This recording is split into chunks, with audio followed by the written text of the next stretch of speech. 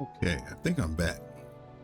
Man, I don't know what happened. Look at my internet. Went in the toilet for some reason.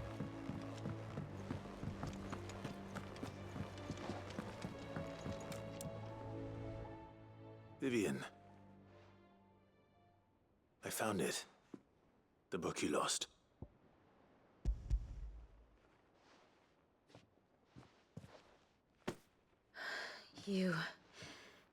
You found it.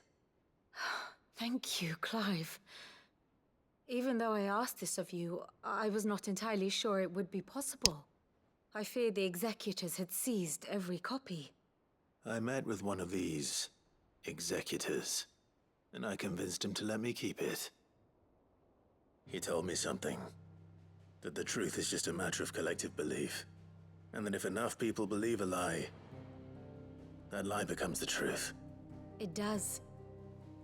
But it also means that the truth is not immutable. That it can be changed. Provided that those who wish to change it can convince enough people that their perspective is the correct one. As the sad history of the bearers proves. You said that the book inspired you to become a scholar. It did. Or its author, rather. She was a heretic, you see. A firebrand and a dissenter. A gallows stood ready for her in every corner of the realm. And by shunning society, or perhaps being shunned by it, she stumbled upon a truth so potent that an entire realm trembled at the prospect of its utterance. I, too, have always felt somehow set apart from the world of men. A stranger to my own species. She taught me that my solitude was not a curse, but a gift. And that, though my journey to the truth might be a lonely one, what I found at my destination would be more than worth the cost. Do you still feel that way? That you're not one of us? Honestly, I'm not entirely sure anymore. Since coming to the hideaway, I find my thinking somewhat clouded. Perhaps the result of studying mankind from a rather closer perspective than I had intended. But the more I study, the more I find value in this perspective. In looking not from the outside, but from within. So if you'll permit me, I'd like to continue my work here. Remember, Clive, when enough people believe, belief begets truth.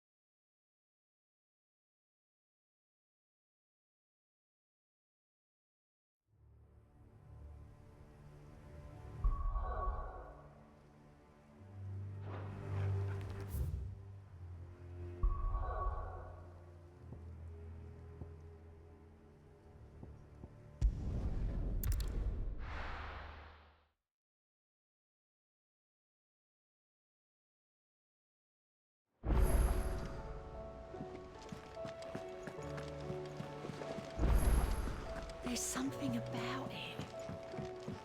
I feel like it's...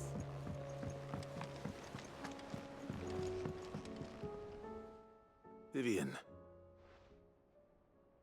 I found it. The book you lost.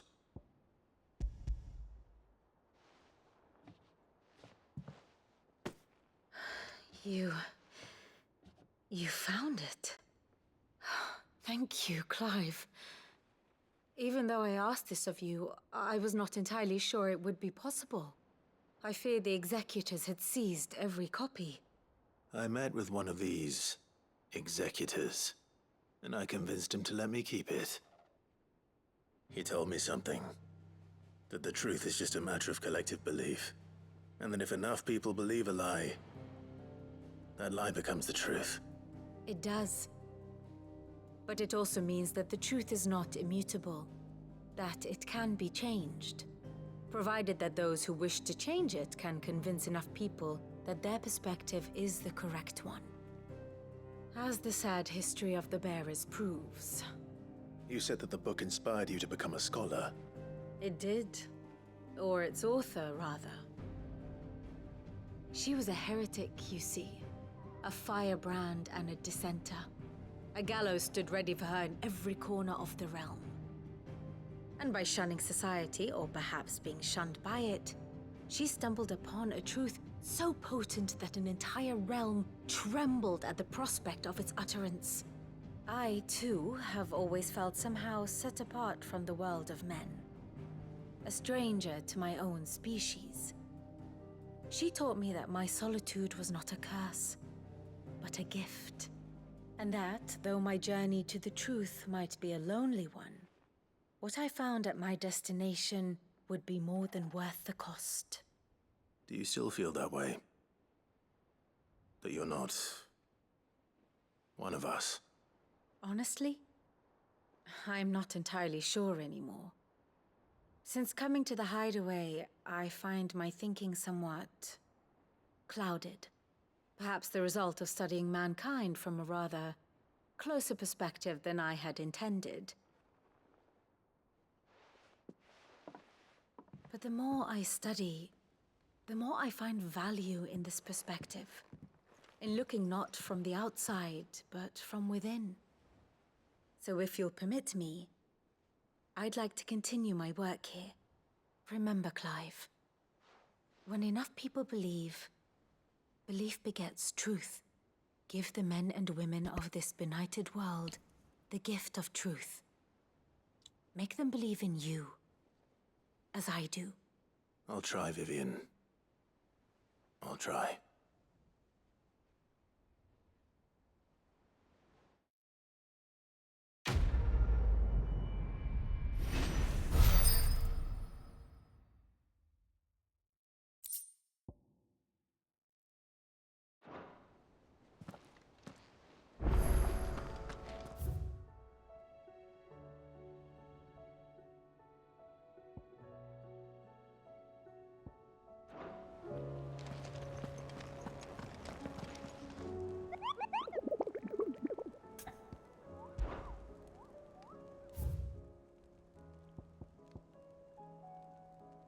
Barnick Walud, the wailing banshee.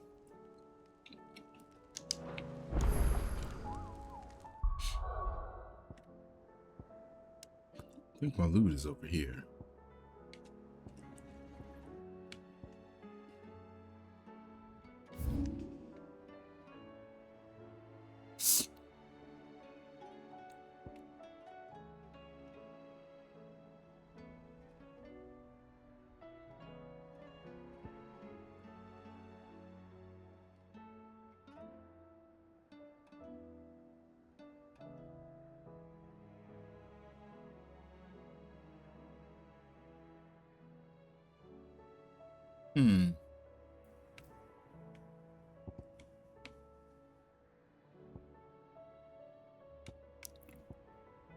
I just keep that in mind when I'm coming over there.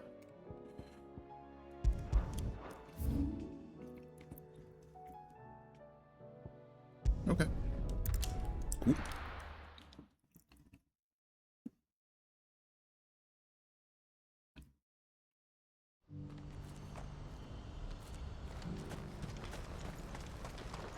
What are you looking for?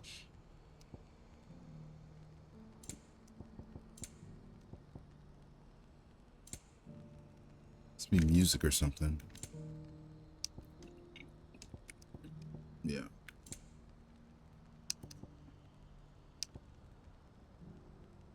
May Gilbert smile upon you. Do you see that too?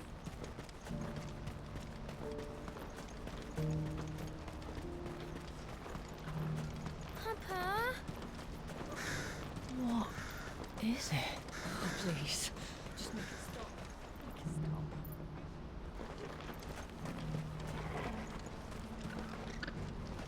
Oh, everyone sees the crystal in the sky. I'm scared.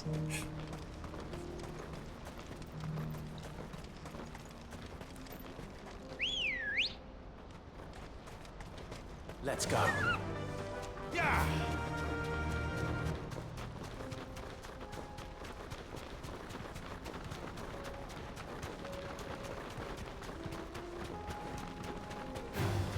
Time to fight.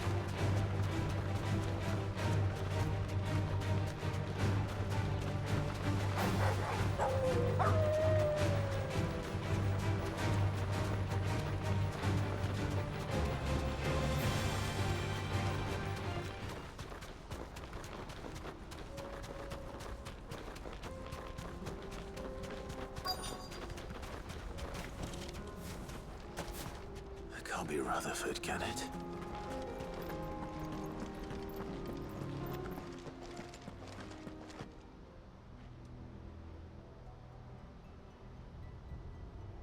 Turncoats and cowards, the lot of you! If it's a fight you want, it's a fight you shall have! Allow me. I don't need your... Please, Field Marshal, oblige him. This won't take long. You're right. It won't. Men, finish him.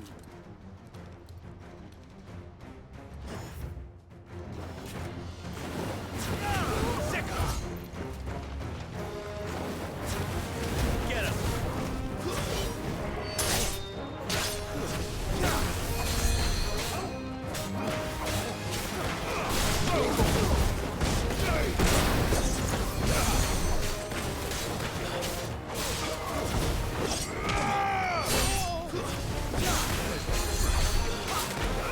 Nice try.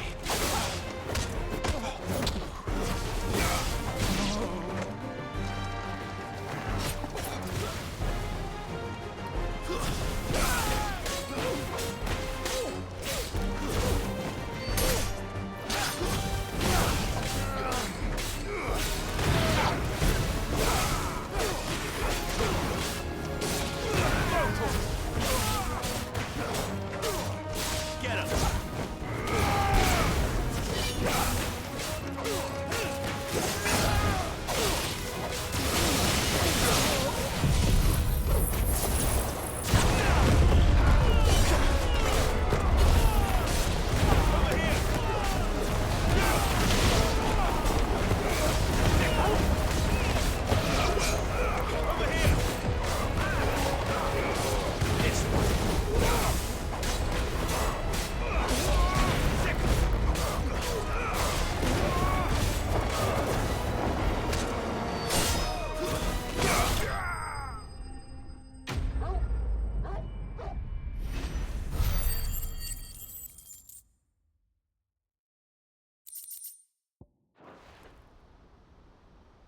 A little longer than I'd have liked.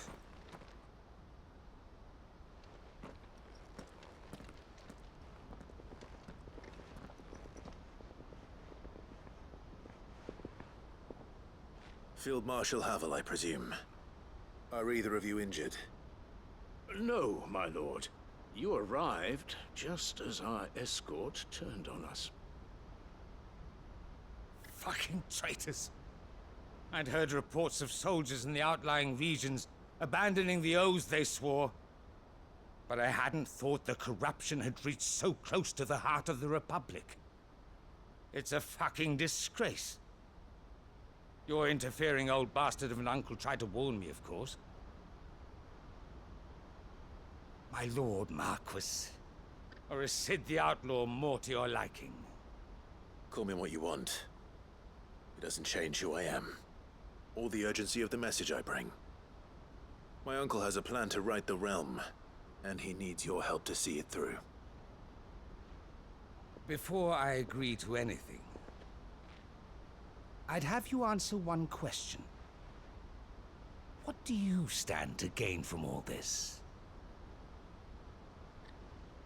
I won't deny that I might benefit from further chaos.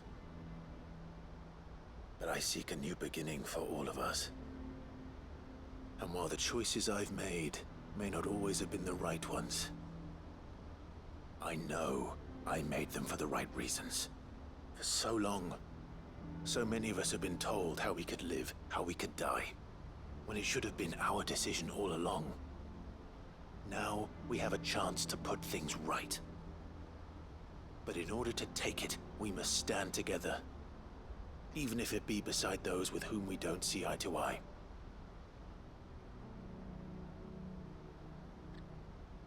Certainly not the words I expected from an outlaw. But perhaps your uncle was right. You are no ordinary outlaw. I'll never hear the end of this. All right. I'll start by ordering my most trusted guard to bring the Dhalmekian fringes under control. Next, I'll make contact with my counterparts in the Imperial Army and see if I can't convince them to try and restore order in their own territory. Thank you, Field Marshal. But they are not the only ones we will need to convince. What do you mean? I don't doubt that I can bully some sense into a few generals. But those they answer to require a different kind of persuasion. And when it comes to honeyed words, well, we will need an envoy. One who can court even the most stubborn of statesmen. You, perhaps? I'm flattered. But I'm no diplomat either. And I have other problems to attend to. What we need is a skilled arbitrator. And I may know just the person. Is that so? And would he happen to be an outlaw too? Of a different kind, perhaps. Well, beggars can't be choosers.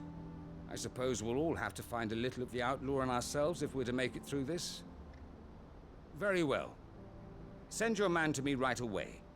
I shall.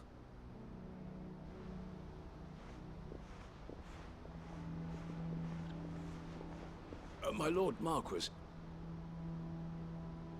Your Lord Uncle bade me escort the Field Marshal to his manor in Port Isolde. And I will see that my associate joins you there. Very good, my lord.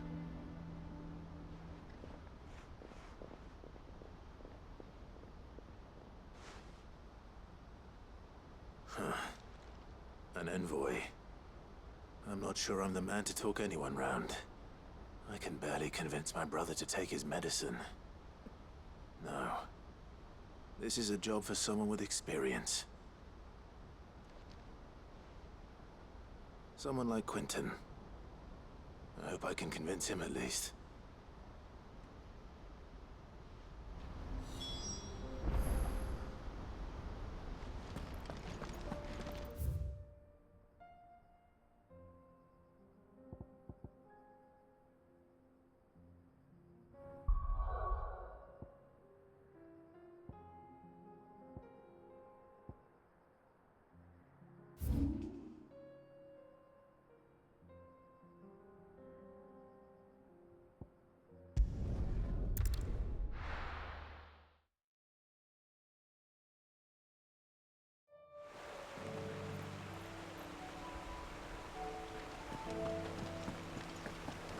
Wow, this place looks totally different.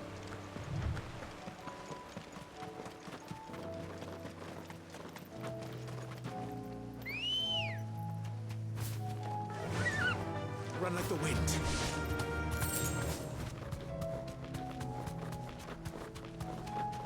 Wow.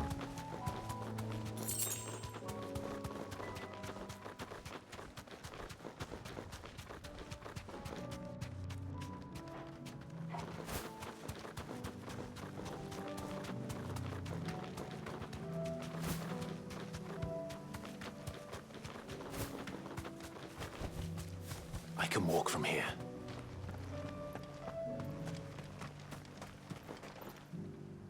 Quinton, I have a proposal for you. Do you now? Something tells me you'll be asking more of me than a cask of Gotand gold. Go on then. Propose.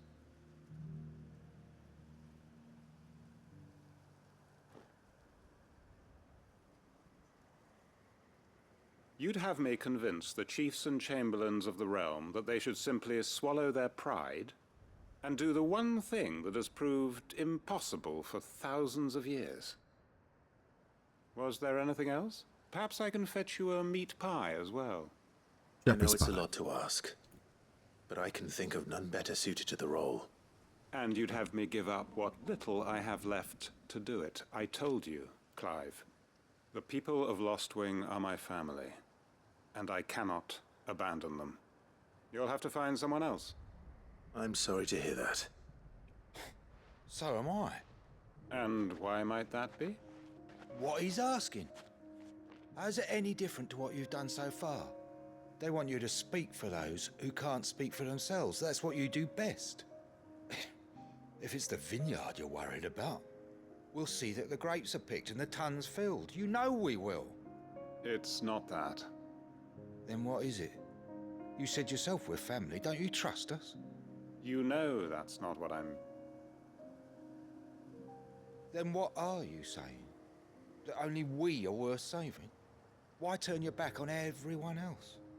You convinced us we could build new lives for ourselves, and if you can do that, who's to say you couldn't convince the entire realm? A stirring argument. I fear that any rejoinder I make might fall somewhat flat by comparison. So you'll join us? Where do you need me? Field Marshal Havel will want to speak with you in person. He's currently in Port Isolde. I can arrange for a party of Cursebreakers to accompany you there. That would be very much appreciated. I hear the roads are far from safe these days. Hopefully not for long. My uncle will want to know that his plan is taking shape.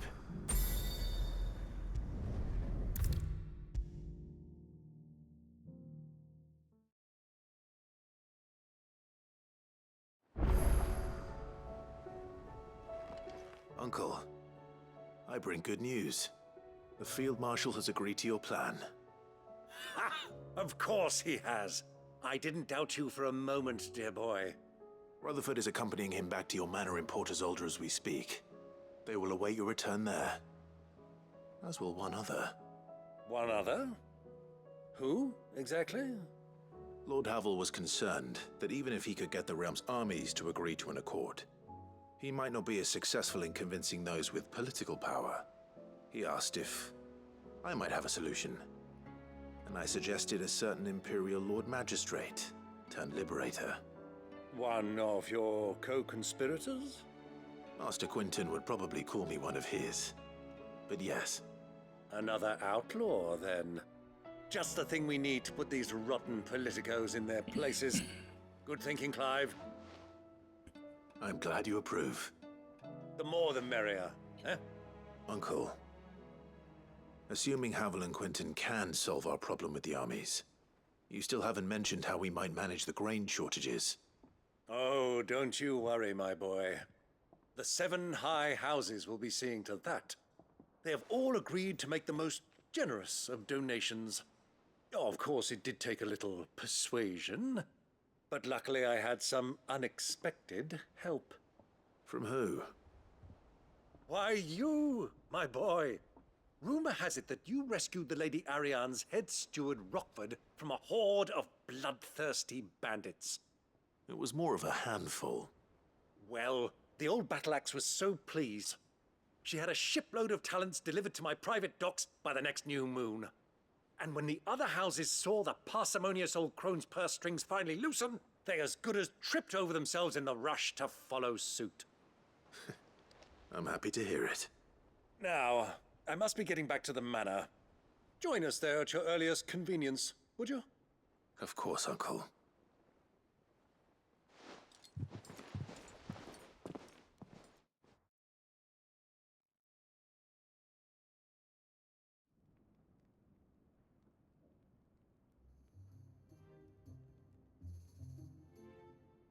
And how, pray tell, will we get that grain to the capital if the roads are still overrun with Akashic? You find another bloody road. I only have so many men, and I'm not about to send them headlong into an ether flood. That is, unless you'd have them turn as well. Well, I'd certainly eat less.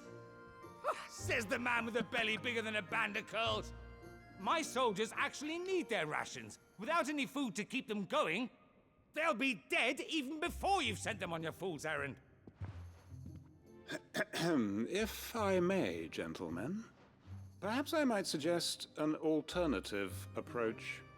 Though supply routes are indeed disrupted, there is no shortage of ships. Indeed, they bob away in every bay from here to Randalar, awaiting a safe haven.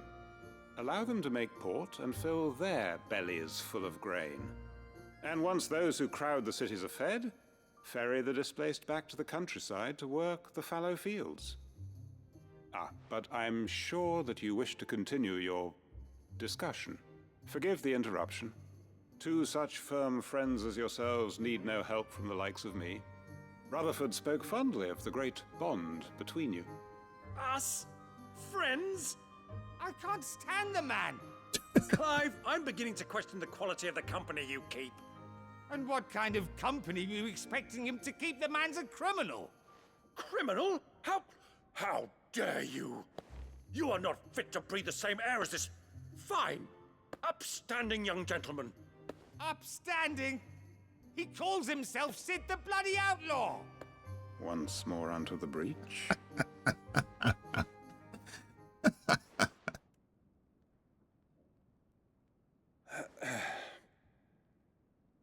Shall we begin again? What we seek here is not to create a new nation, nor to claim the thrones of those that already exist.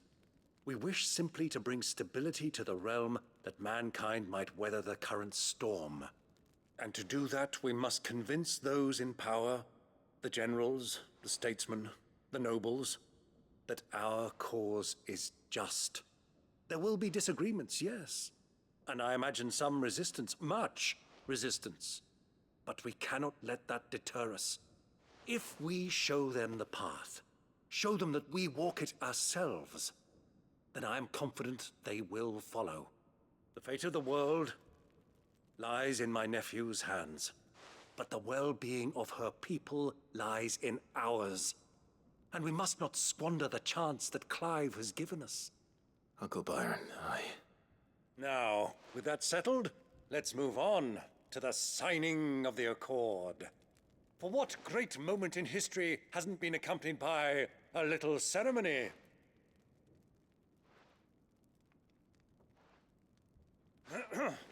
Citizens of Valistheia, I present to you the Tri-Unity. Rutherford, Mike Will.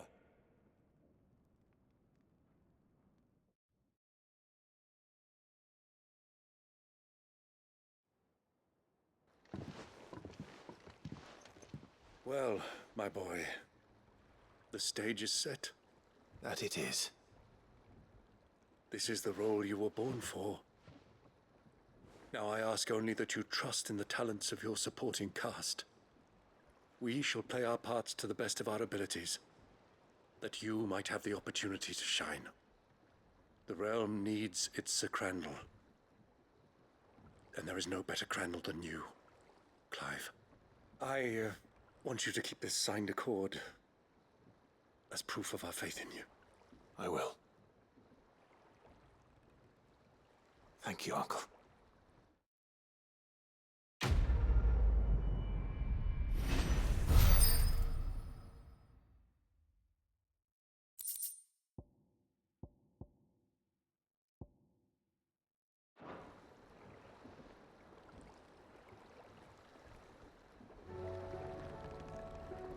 Sorry, can't take you where you need to get to, but the Argo and me will be waiting when you get back. What do you think that thing is? It's a damn distraction is what it is. Now back to work. And how the hell is Sid gonna deal with that?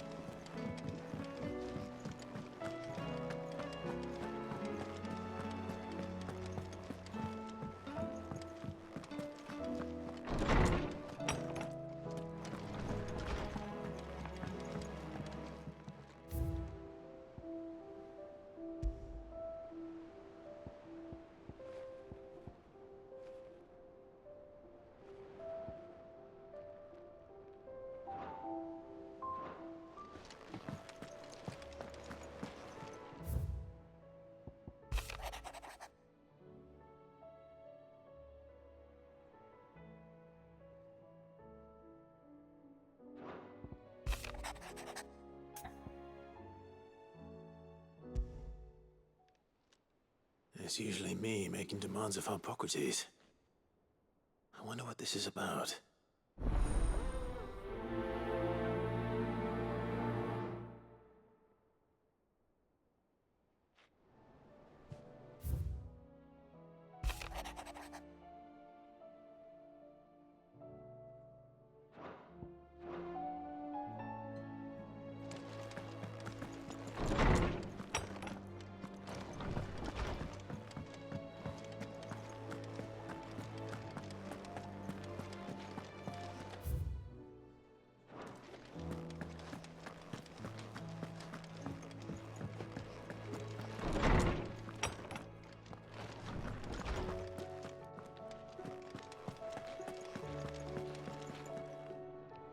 Lordsman Harpocrates. I received your note. Ah, yes. I expect you're wondering what this is all about. You spoke of making amends with Dion, but I can't imagine what for. Then I should begin by telling you that I was once his tutor. This was some years ago, of course, before I joined Sid in his hideaway. At that time, I was counted among the foremost scholars of Oriflamme, and was accordingly invited to the palace to supervise the young prince's education, all to ensure that the future emperor had a firm grounding in, well, everything an emperor should. History, religion, commerce, government. Alas, our time together was cut short when Dion left to join the Dragoons, his studies no longer being deemed necessary. I had not expected to meet with him again, least of all here. Have you spoken with him? No, I have yet to find the right moment. His Highness always seems so preoccupied, especially when alone. I would not wish to disturb his ruminations with idle words of greeting, not when I know he dwells upon the evil Ultima had him commit in the Dominion. The guilt weighs heavily on him, I know. But as you say, that was Ultima's doing. Surely you can't blame yourself.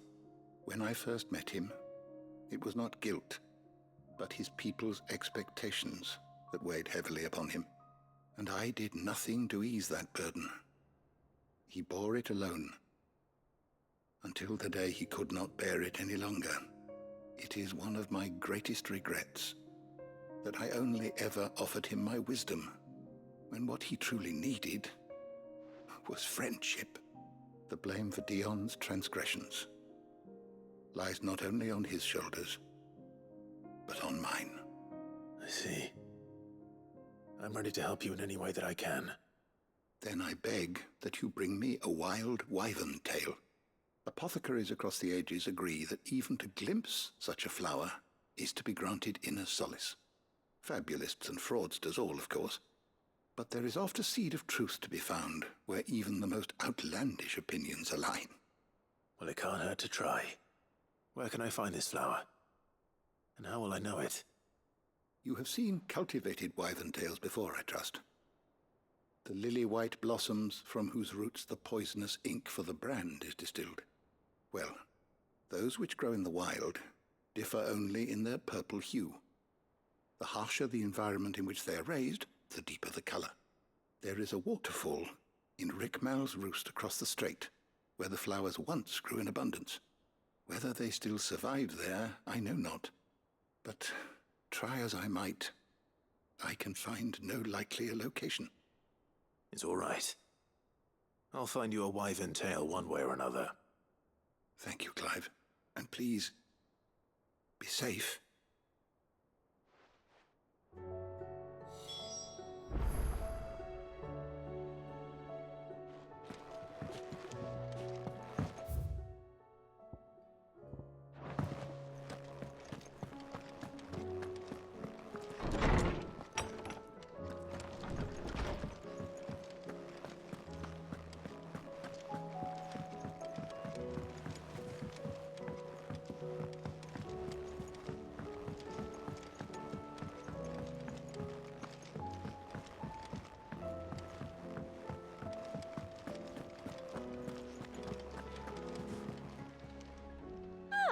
I wasn't expecting you back so soon.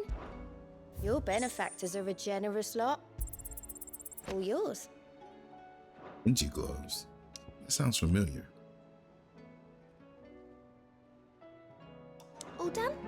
Is that the thing he was telling me about?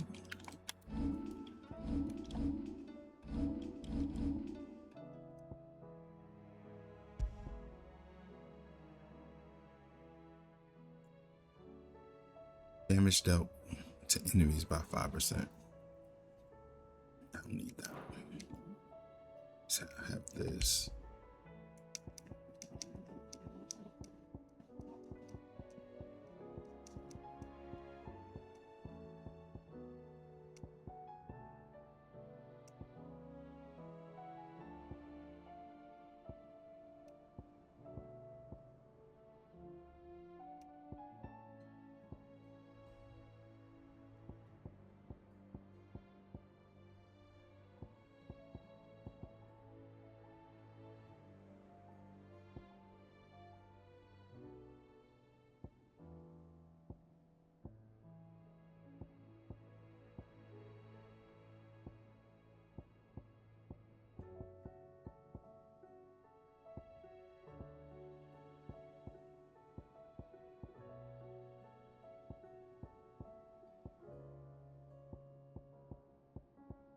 Okay.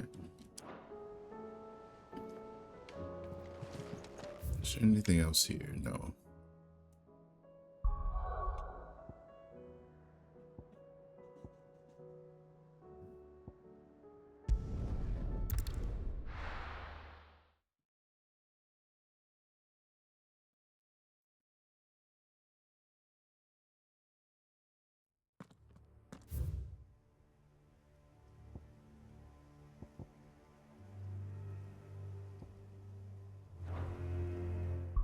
Let me say. Now I'm going into the arena. Doris is waiting for me near Balmung Dark. The longer she's out in the open, the more likely she is to be found by a Kashik. I need to hurry.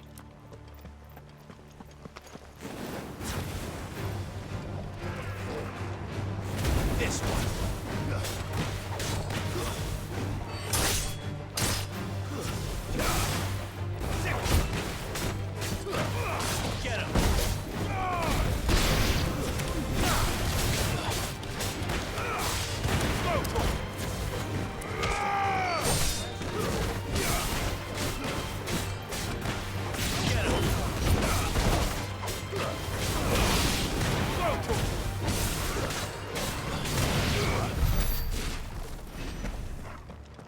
How did you get beat up the steps, bro?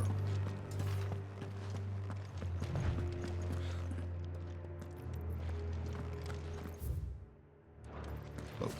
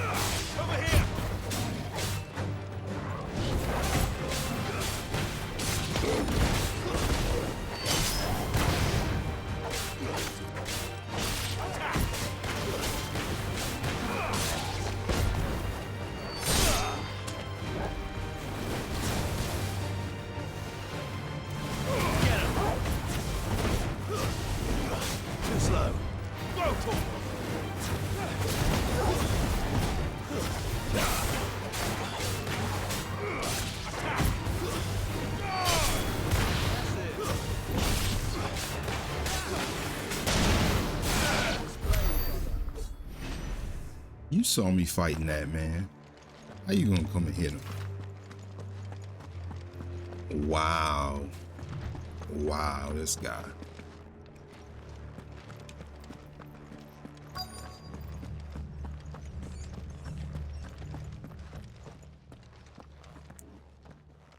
There were no guards, I take it. None manning the gates, no. It's a different story inside, though. The corridors are crawling with Akashic. Most likely guards left behind when the wardens ran. If Chadwick was being held here, I worry that he may already be. Don't give up hope just yet, but let's move quickly. Let me check the ground floor. The ether's thickest there. Then I'll search the upper level. Good luck, Sid. Stay safe.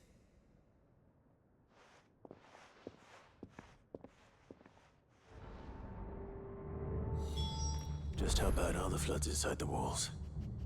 Bad enough to turn a bearer? I hope not. We're risking a lot just being here.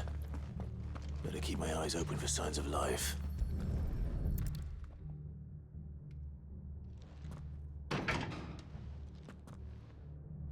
Locked up tight.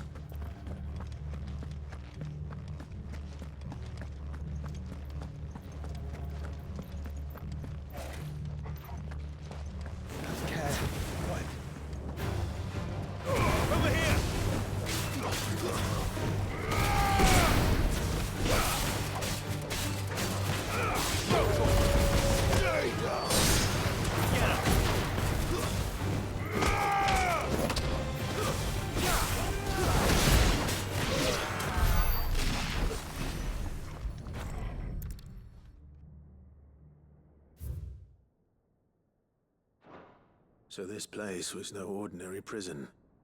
And I doubt they'll have taken the creature with them when they fled.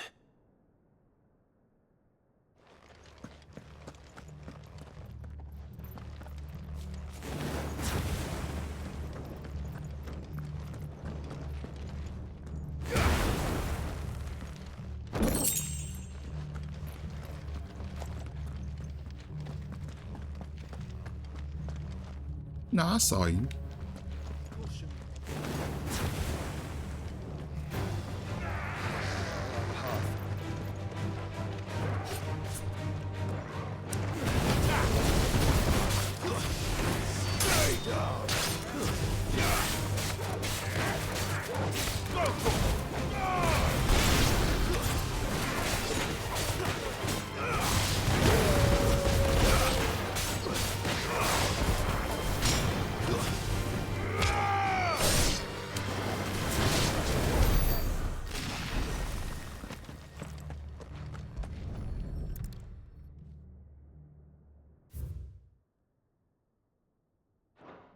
Minimal loss of Waluda lives.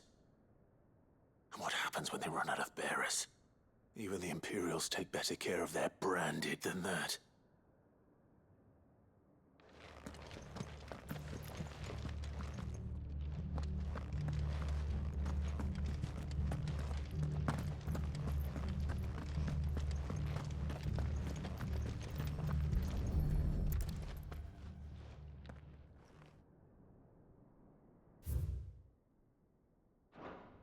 They were feeding bearers to it. This is even worse than I'd feared. Nothing but a Akashic down here. Hopefully things are looking better upstairs. I should go and see how Doris is getting on.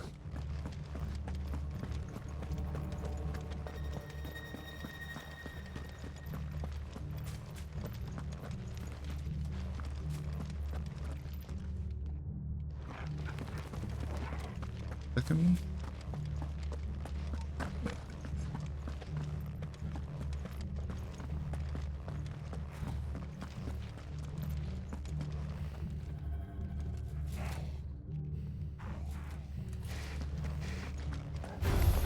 Time to fight. Over here!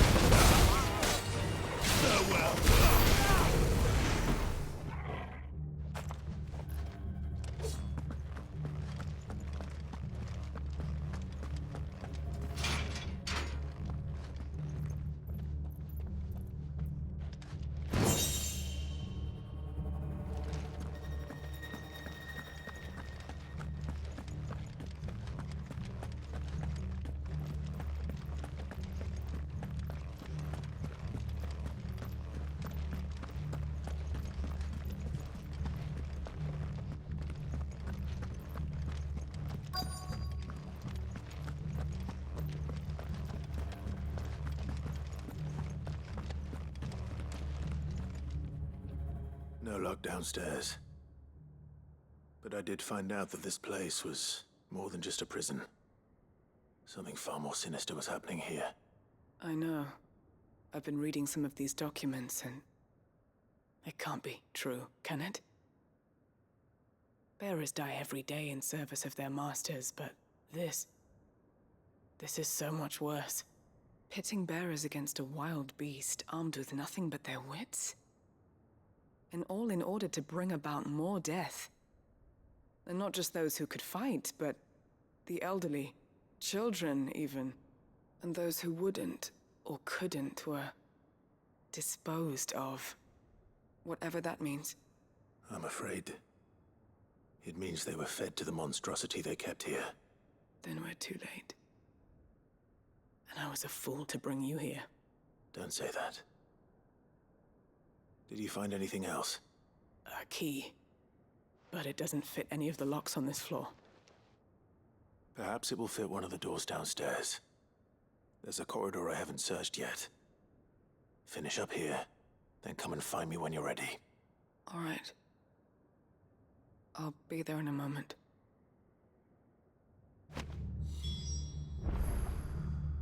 If we don't find any survivors, we've risked our lives for nothing. Take care. That creature might still be here somewhere. Let's guarantee that it's still here then. I don't see it going well. Did I pass it?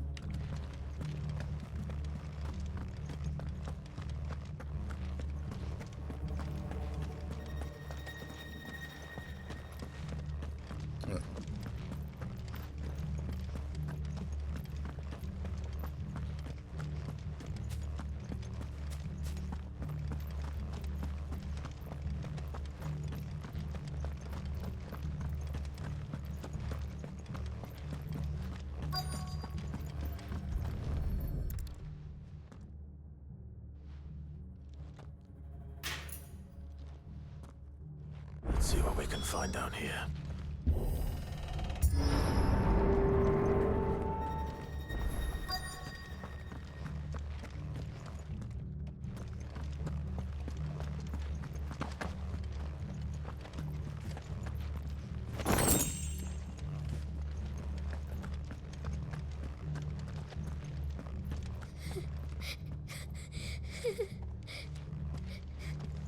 A survivor.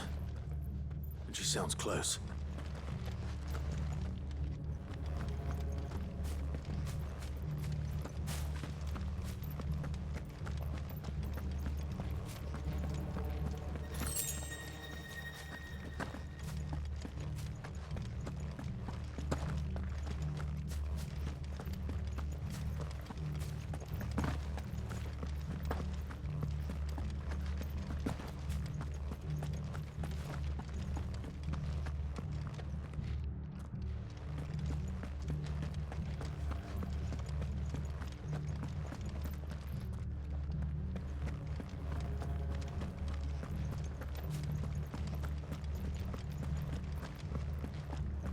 All right, let's see. I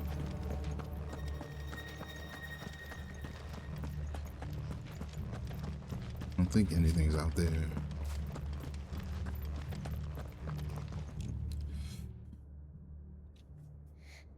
Who are you? There's no need to be afraid.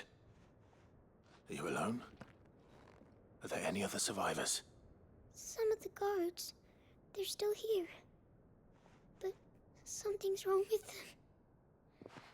Everyone else was eaten by the monster. Of course there were. Thank the Founder. It was worth our coming. But I'd rather we didn't linger. Are you ready? Ready when you are. You poor thing. You must have been terrified. Did Jadwick send you? What? He fought the monster. Distracted it so I could run away. He must have sent you. He promised to free the others too. Where is he?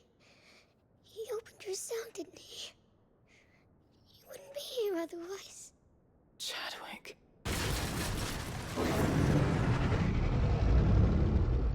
Was that?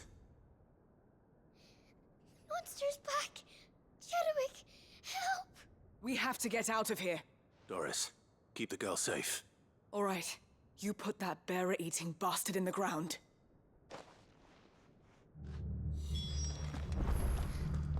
Wow. It's out there waiting for me. I can't let it live. Not if it's got a taste for bearers. That's like Bahamut.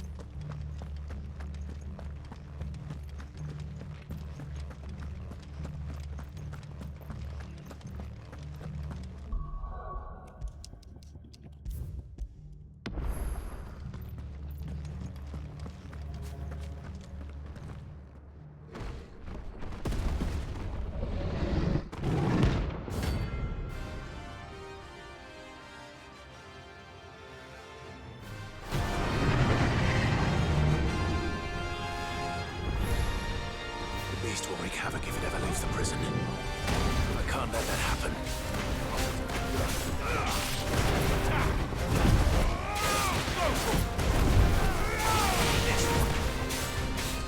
Get him!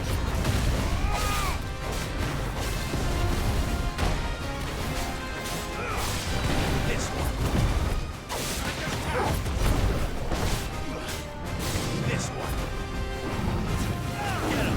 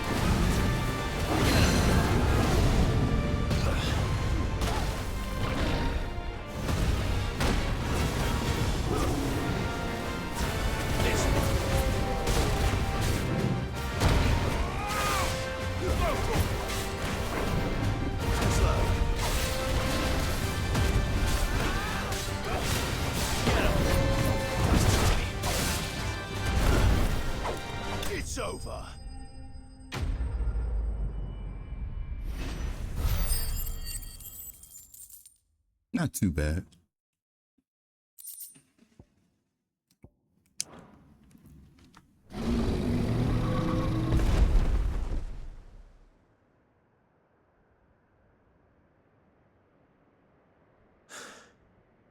Finally. Sid, are you hurt? I'm fine. I think.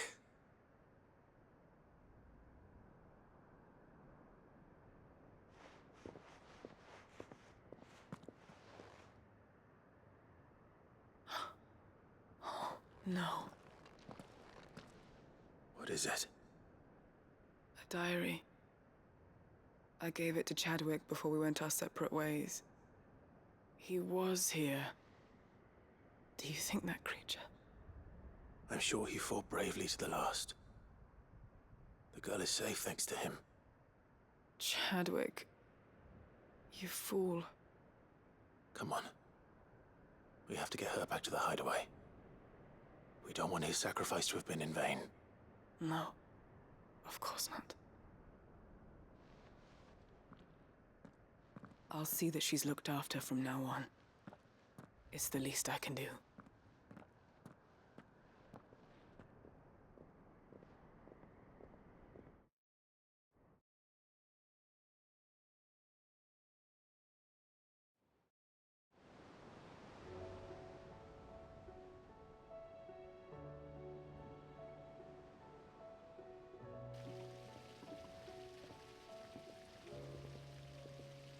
From what I hear, you've barely left the girl's side in days.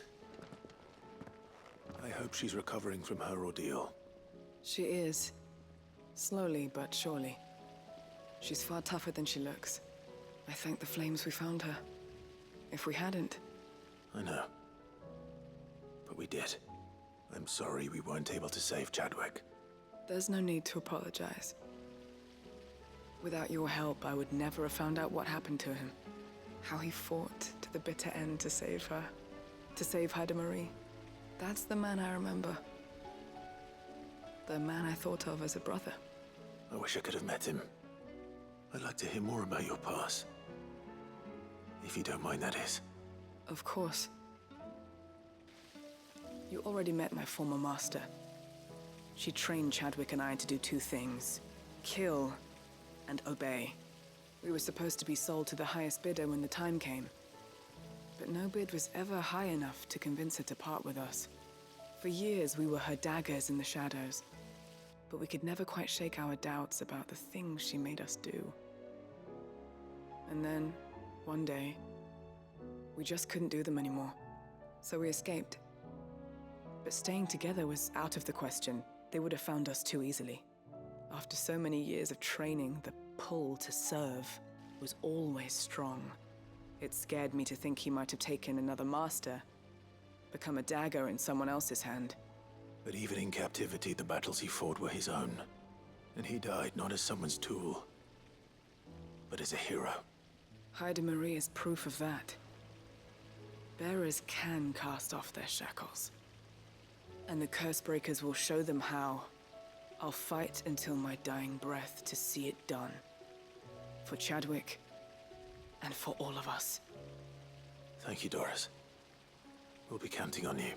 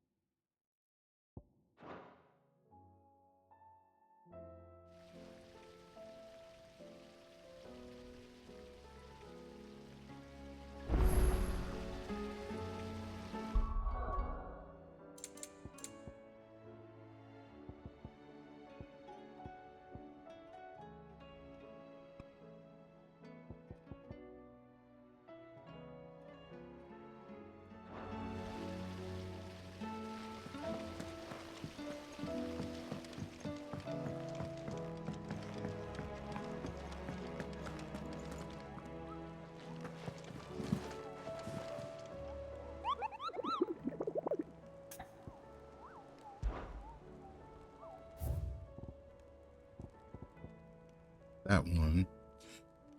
Question mark. S tier. Oh no. Of an S tier. No Wailing Banshee. There's an S tier somewhere.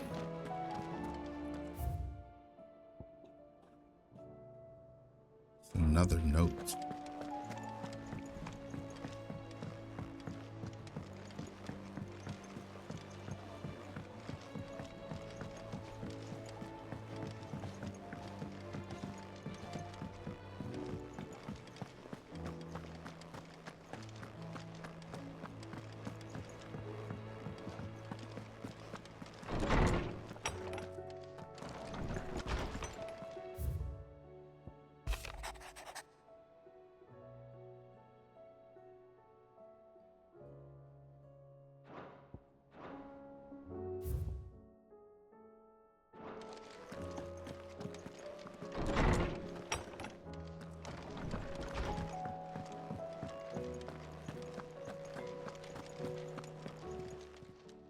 Still alive, are you?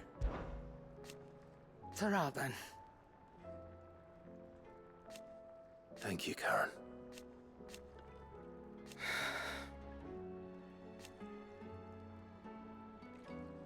You could do this too.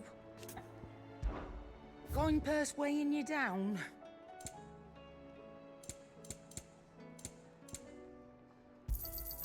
You'll not find a better price than that. Come again. Or don't. I'm not much bothered either way. See. So trial and error next.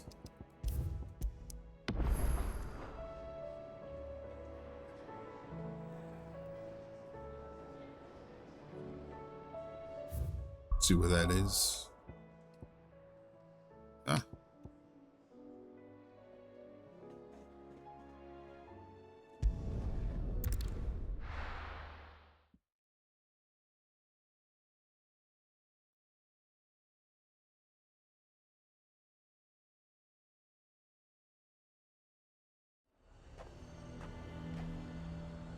Nazaire might at least have mentioned where in Northreach he'd be testing this recruit. Well, they're sentries from the markets if we don't cooperate. Welcome, welcome.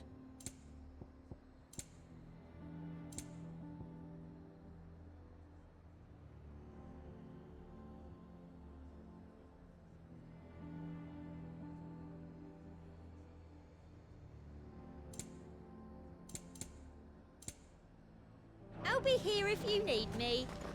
He'd have our coin, our stock and our stores. And we're just supposed to hang the old I'm nervous. Well met, Sid. This is the Initiate. Ember, present yourself. At your service, Master. Please, just Sid. There are no masters here. Your life is your own. Oh, of course. Thank you, Sid. The Sergeant says you'll be evaluating me at my trial. To become a scout, yes. You are aware of the dangers inherent in that role. I am. But I swore I'd face them. Just like the man who saved my life. And who would that be? Gav. It was him who found me and freed me. No magic, no support, just one man and his nose. Came and sniffed me out. It taught me what one man can do if he puts his mind to it. And I've been training ever since, so that one day I can be someone's saviour, just like Gav was mine. I'm sure he'd be flattered. You clearly have good intentions, Ember. And it sounds like you're under no illusions. Stick to this path and you'll make a fine Cursebreaker. So, what? Have I passed? You haven't even started yet. Now listen.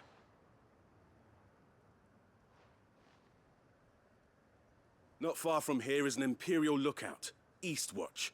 The guards there record all their sightings in a logbook. You are to find it and bring it here. And bring it here, right. Anything else? No. Sneaking into a heavily guarded Imperial outpost and stealing the logbook would be quite sufficient. You'll need to assess the situation, determine a point of entry, create a distraction and effect an escape, all without being discovered and thrown into an Imperial oubliette. Ember, Gav isn't our best scout because he can do everything. It's essential that you know your limits. Know my limits, right. I won't let you down.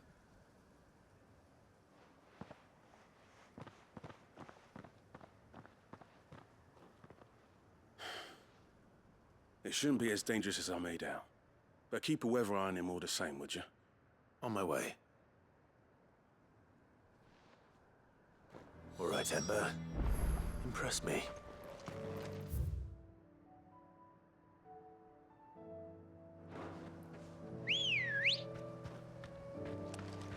Good girl. Fly, Ambrosia.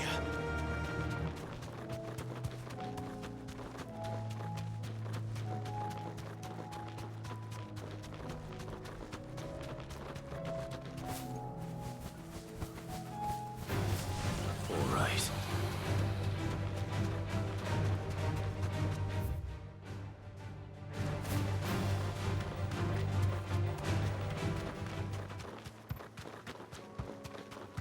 These are clean kills.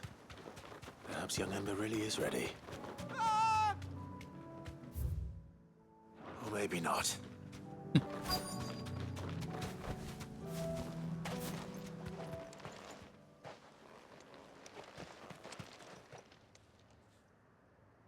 Damn it. Ember, draw your sword! I can't! Then run! If you want him, You'll have to go through me.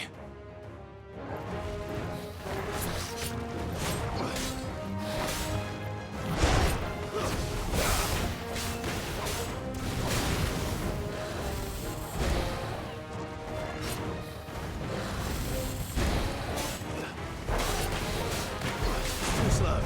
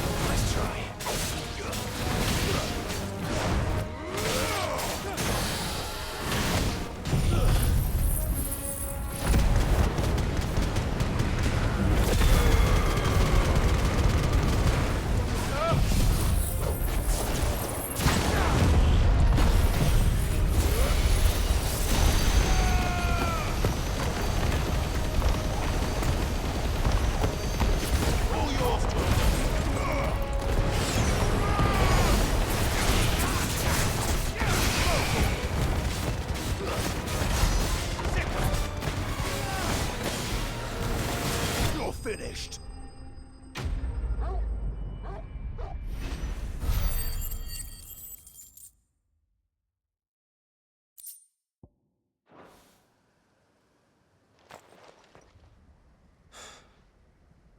Ember, are you...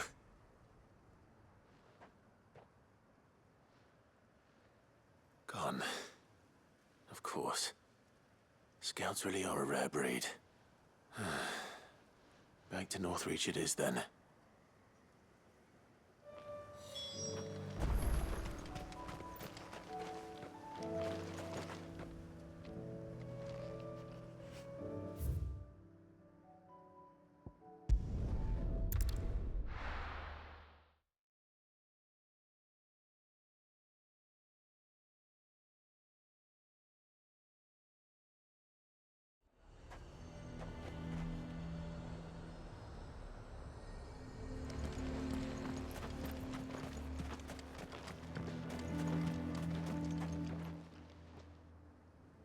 I didn't expect you back so soon. Where is Ember? How did he fare? I thought I'd find him with you. He must have fled. I followed him to Eastwatch, where I found him being set upon by a wild Avis. He was just standing there. Didn't even draw his sword. I had to step in and take care of things.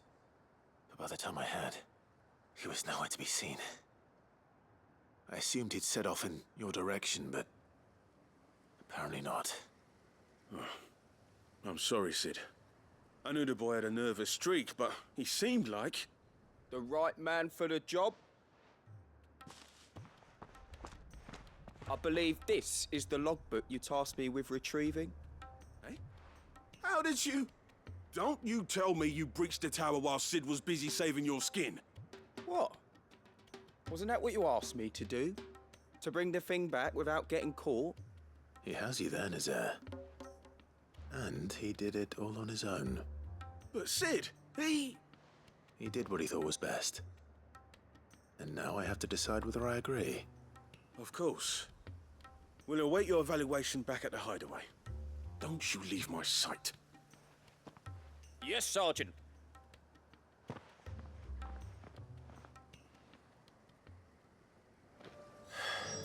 This won't be an easy decision.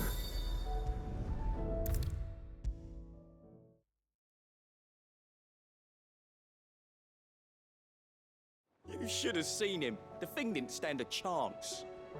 Yeah, neither did you, I hear.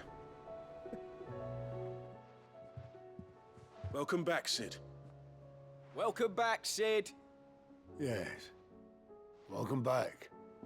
Trip wasn't too much of a pain in the arse, I hope. Truth be told, it was me who suggested roping you in to help with the trial. But from what I hear, things didn't go quite as planned. No, they most certainly did not.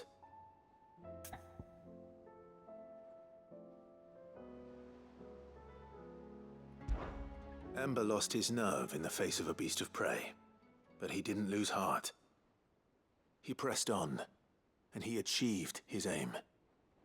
And is that not what we ask of our scouts? Indeed it is. Thank you for your honest appraisal, Sid. The fact remains, however, that Ember will not always have a battle-hardened warrior on hand to pluck him from the jaws of peril. All I have gleaned from this trial is that without someone watching his back, Ember is little more than a liability. Wait, Sergeant. Ember still has much to learn, it's true. And this time he was found wanting. But I'd say he's due a second chance, nonetheless. After all, he did do as you asked. With a bit of hard work, any hand can be made to hold a blade, and any mind can conquer its fears. But a scout's nose is different. You've either got one, or you ain't. And by sniffing out that log, young Ember here has shown he has a conch and a half. Wouldn't do to waste it now, would it? Fine. One more chance. I'll do whatever you ask. I'll spend my days and nights in the pit if I have to. I'll show you. Just you wait. Daft as a brush, that one. But his heart's in the right place. True. Just like someone else we know. And if you ask me, we've been leaning on him for far too long. That time the Cursebreakers took some of the weight off his shoulders, I reckon. It couldn't hurt. Just don't tell Gav I said so, will you? I won't have him thinking he's been hard done by. Next thing you know, he'll be asking for a day off. Chance would be a fine thing. Back to work. Forgive me, Sid.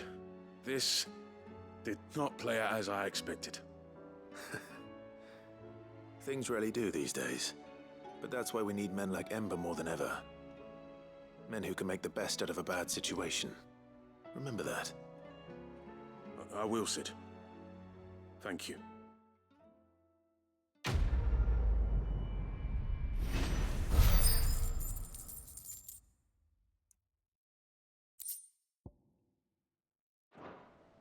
I mean, we need another scout. That's all that matters.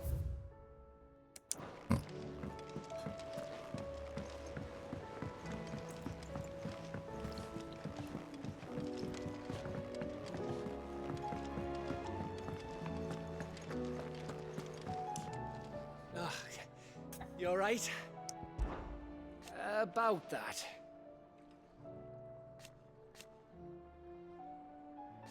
Oi!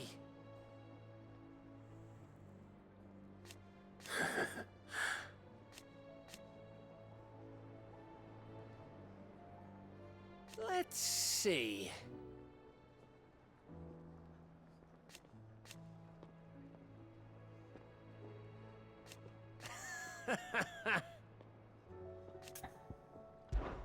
Something troubling you? No more than usual. It's just... Eda's baby will be coming soon, and I wanted to make something for it. I'm sure she'd like that.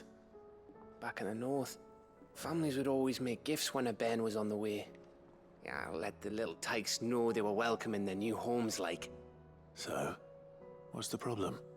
Well, the problem is that Eda's due any day now, and I don't know if I'll be ready in time. Is there anything I can do to help? You know, there just might be. All right then. What exactly are we making? A good luck charm. But not just any good luck charm. Not just any. No. One made from the feather of a silver chocobo. There's naught luckier in all the realm, or so we used to say back home anyway. Thing is, they're hard to come by. Had Otto and Karen check with their suppliers, but nothing. I'd try and track one down myself, only... Only the big day is fast approaching. And that's all you need, a feather. That or the bird whose horse it's attached to, aye. I was gonna start by asking around with traveling traders plying the northern borders. Well, there's no shortage of those passing through Martha's. I think I might make that my first port of call. I'll let you know if I find anything. You're a good friend, Clive. I won't forget this.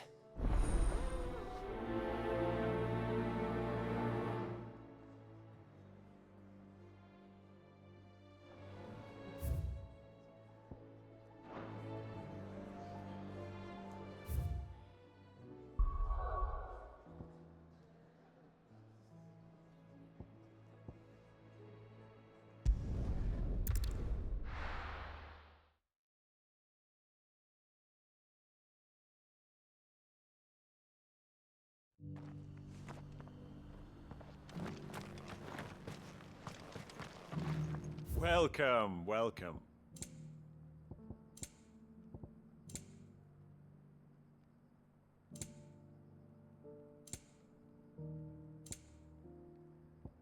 Come again.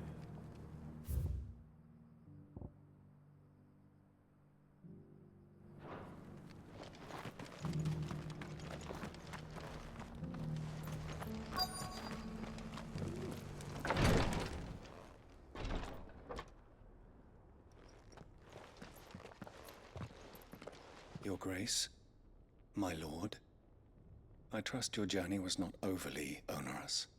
Cyril, you found a letter from Father? Yes, I have it here.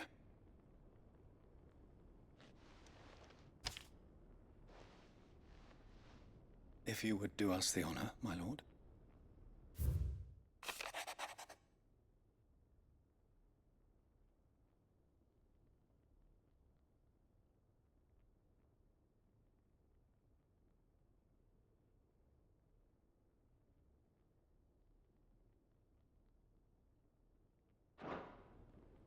An inheritance. It would seem the late Archduke penned this missive shortly before his passing. The day before we left for Phoenix Gate. What are these plans he spoke of? His plans for the duchy, Your Grace. Your father entrusted them to my predecessor, the former bearer of the Burning Quill, who entrusted them in turn to me. The complete emancipation of bearers is their stated aim. But your father's dream did not end there. His Grace also spoke of building hospices to care for those stricken by the curse, and the founding of a new university to further the development of non-magical technologies. With the blight spreading ever more widely across the twins, Archduke Elwyn saw this as the only means of securing Rosaria's survival. He wished to see men and bearers treated as equals. To see centuries of common wisdom overturned. Small wonder he did not think it achievable within his lifetime. But he thought it achievable nonetheless. Had he not, he would never have written this message. Nor would he have entrusted his vision to his most faithful aides. Those who would have stood with you, shielded you from the machinations of the less benevolent personages at court. It's a pity only they are still with us. 'Tis true that those most loyal to your father were the first to suffer the Duchess's wrath. But one at least remains, and she has come bearing gifts. What do you mean? Mayhap it is better that she explain, my lord. After all, the duties entrusted to me by my predecessor extended only to recovering His Grace's will and arranging a meeting with the one who might execute it, or a part of it at least. And where is this woman? She awaits you in the archive, Your Grace. Thank you, Cyril. Shall we then?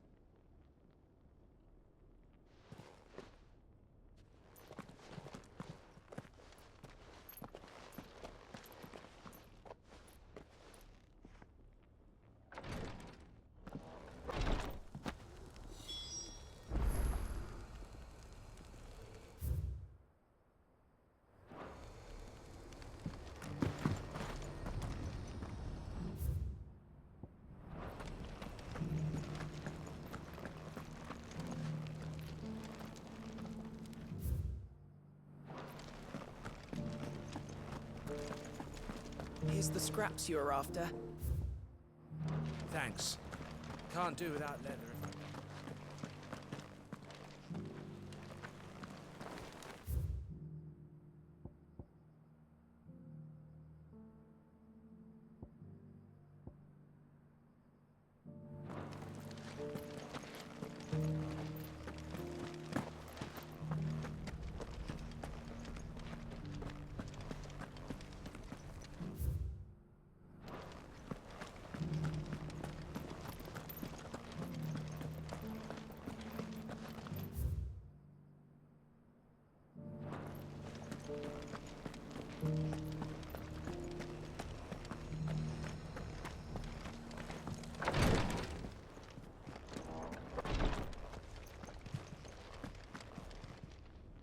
Lord Marquis, if you have a moment. What is it, Cyril? One of our brethren lately journeyed across the strait in order to pursue a new avenue of inquiry in our ongoing investigation. He sent an owl some while ago, but we have heard naught from him since. Was he surveying another fallen ruin? No. The object of his study was a savior cult that has arisen in Ash in recent years. We believe it may have some connection to the Circle of Malleus, an ancient religion that worshipped Ultima as its god. By gaining an understanding of this new faith, we hoped to learn more of the Circle's original beliefs. And so you sent one of your brothers to Ash? A continent teeming with orcs and Akashic? Fully cognizant of the risks, yes. I entrusted the mission to one of the most able of our order, the Third Chair, a master of the arts of combat and survival both. Though he has been silent for some days now, I have thus far refrained from sending any others in search of him, lest they be lost in turn. Yet, it seemed only right to inform you of the situation, given your unique experience of the perils of Ash. For as you so earnestly advised me, it would not do to abandon a man to his fate, when he might yet be saved. It would not. But Ash is a big place. Can you be any more specific? Perhaps. The last owl I received from him mentioned a village where he had heard the cult were wont to assemble. Mickleburg was its name. It lies in the southern reaches of Waloed. If aught ill befell him, I expect it did so there. Right. I'll see what I can do. You are much too kind, my lord. Go then, with my hopes, and may the Firebird's flame ever burn in your heart.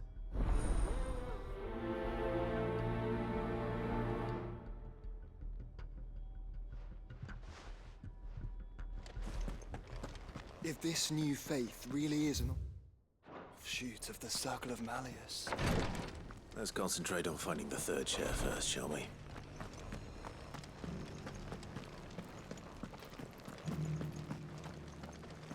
This is the Required Tree, an archive where we of the Undying collect and collate our findings. Fragments of Ultima's true nature surely lie buried within these pages. We have only to unearth them.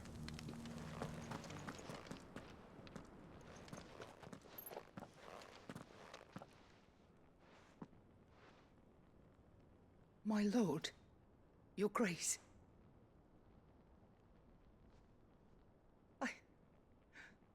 I hardly recognize you.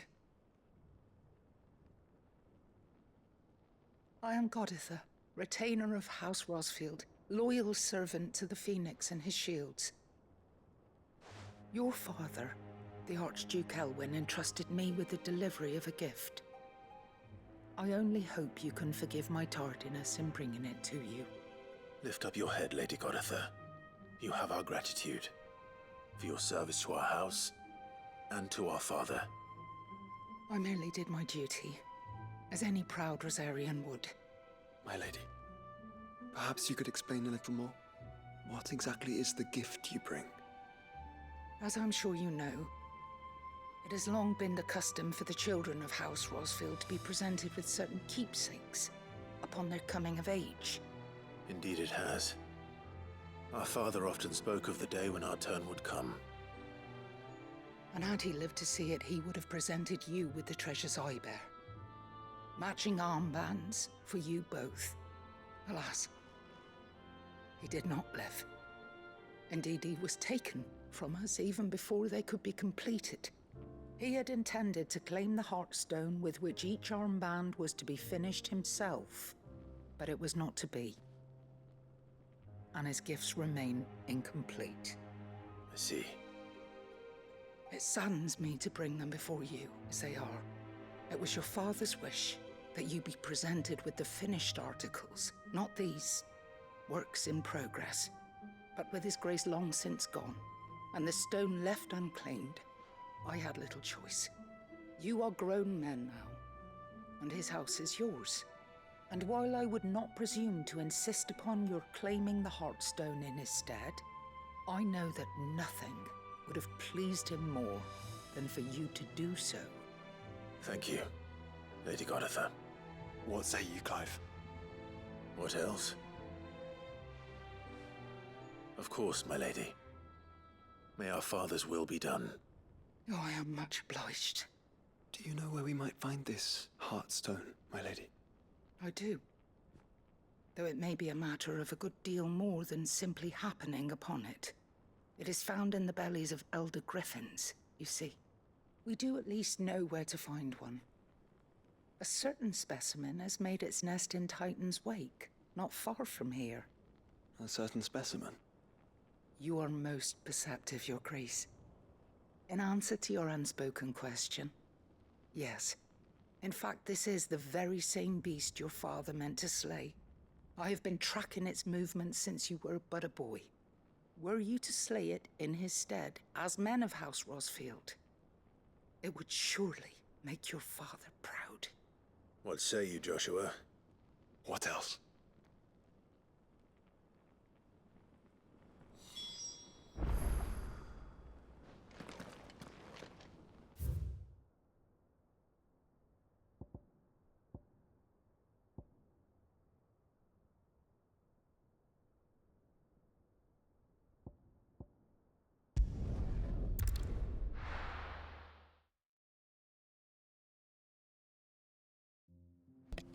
This is back to the beginning, where I started today.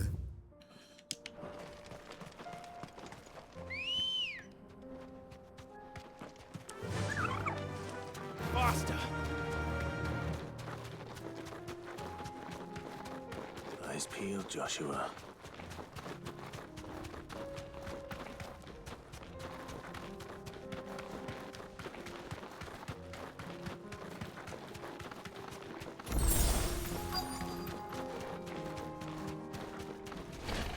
There it is.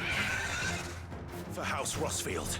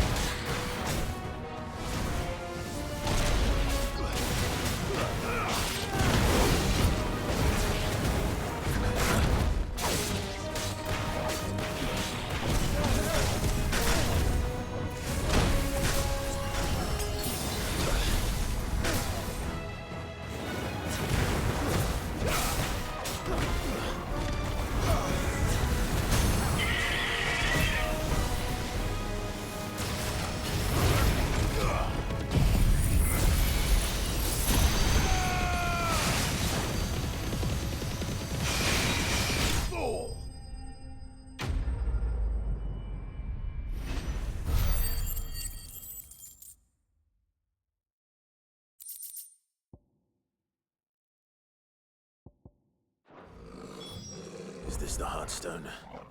I expect Lady Goditha will know.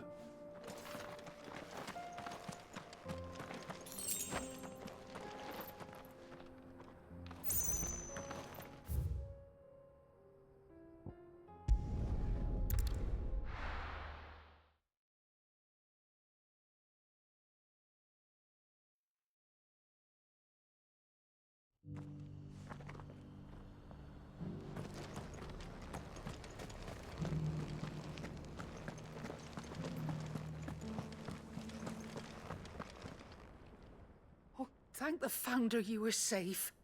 The Griffin is slain then? And the Heartstone claimed.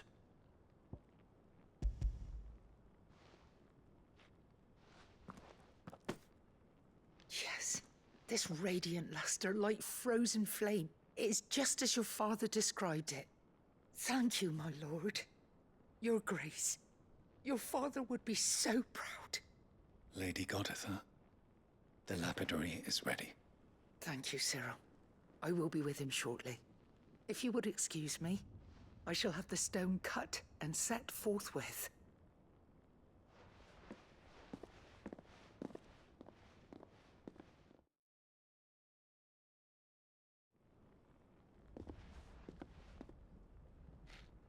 The armbands are complete.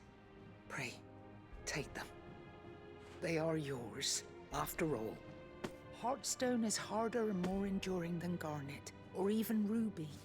It symbolizes unwavering will and devotion. And the graven vines encircling the stone represent the unbreakable bonds between you. It's a message. Father knew we had enemies both inside and outside the duchy. Enemies who would thwart his vision. Only with unwavering devotion would it ever be realized. And only if we stood together, as Phoenix and Shield, as brothers in arms. Only then might those enemies be overcome. Indeed. His Grace knew the enormity of the task he would entrust to you, his heirs. But this was more than just a message. It was a promise. That he would always be with you. Thank you, Lady Goditha, for remaining the steadfast custodian of our father's will. Forgive me, my lady, but there is something I don't quite understand. The Undying told me that after Father died, Mother claimed all of the ducal treasures for her own. Even if the armbands were incomplete, she would surely not have overlooked them. So, how were you able to keep them from her? Because I was the keeper of the vault. Though I was but a lowly servant, your father spoke to me of his intentions for the bands, of the deep love he had for both of you, and his hopes for your future. In the days before the disaster at Phoenix Gate, I discovered that the Duchess had ordered her jewelry be sent away from the castle. It was then that I knew she meant to betray us. I tried to warn your father, but it was too late. When word of the fire reached Rosalith, I knew my time was short. So I took up the armbands and I fled into the night. And thank the Founder you did. Yet my duty to your father was incomplete. Not knowing what else to do, I followed the Griffin, thinking I might claim the Heartstone on its passing. And so my pursuit continued, until Lord Cyril appeared before me. He informed me that His Grace's will had been recovered, and that his sons were alive and well. Lady Goditha, on behalf of my father and all the people of Rosaria, I thank you for your loyal service. As do I. Thank you, my lord. Your Grace, for coming back to us, for giving my service meaning.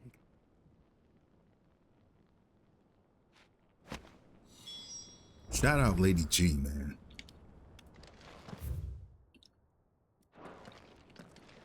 The Undying are not the only secret fellowship in this realm, you know. There are others, each working for their own ends. Why, not so very long ago, a society committed to discovering how one might cast magics without a catalyst was found to be operating throughout Valistheia. They were denounced as heretics, rooted out, and driven from our shores, never to be seen again.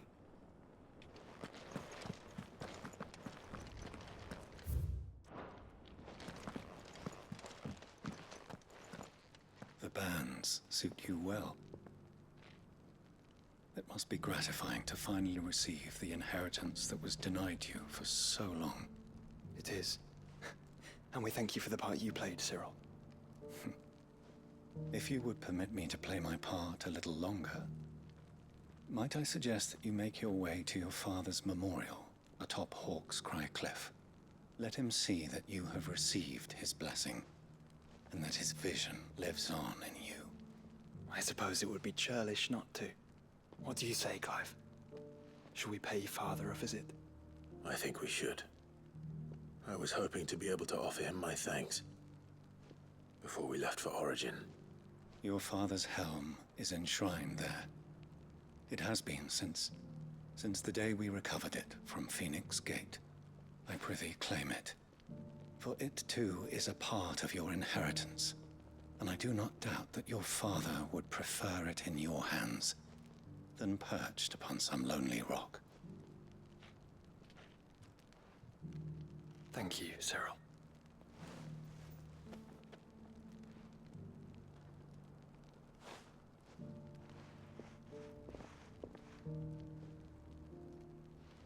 Come on, Clive. He's waiting.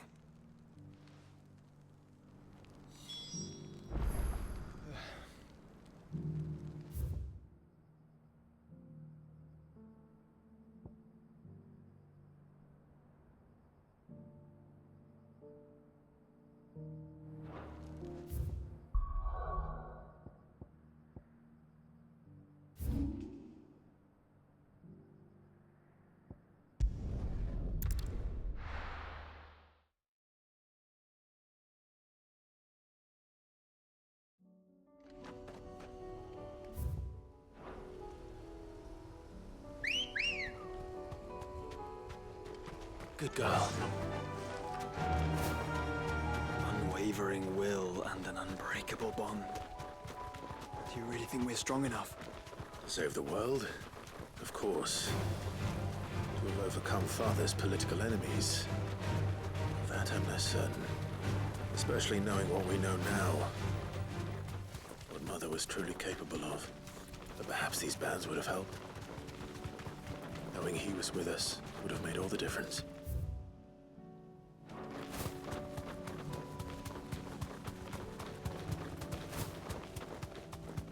He's just back there.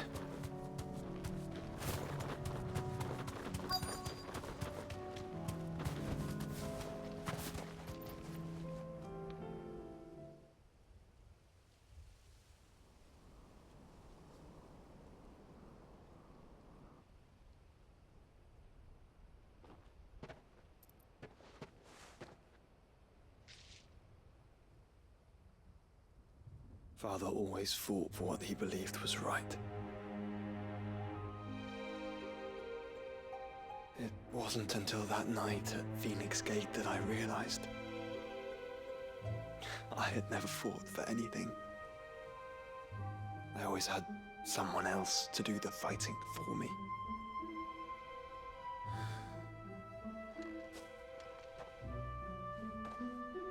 No matter how fate conspired against him, he never lost heart, never looked back, never stopped fighting.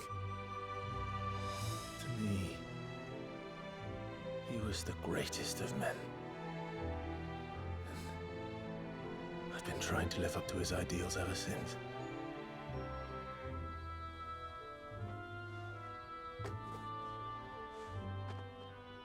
We all have, Clive. We all have.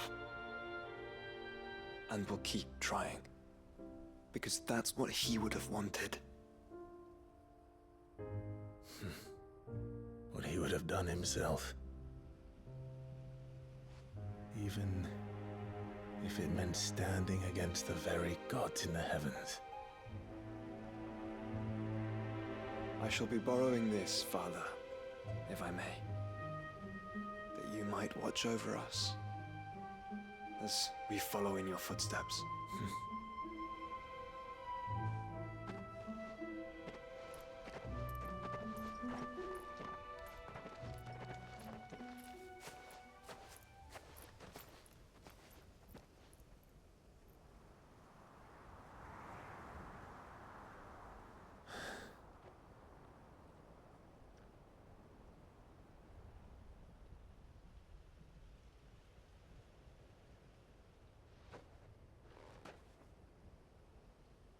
won't lay you down.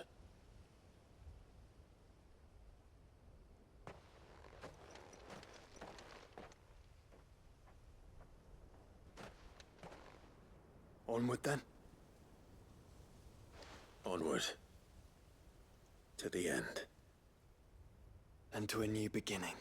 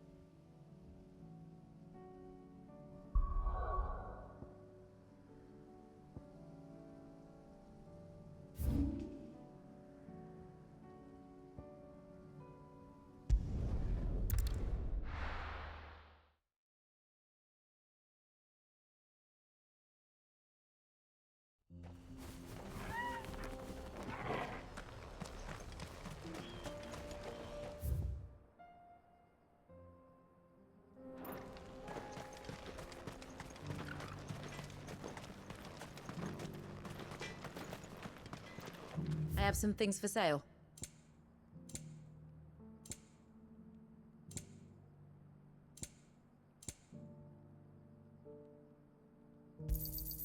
Here you are.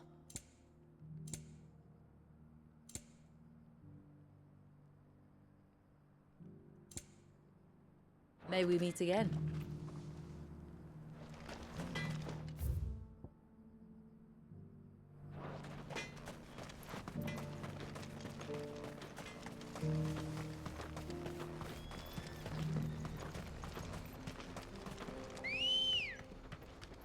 Come on. Yeah!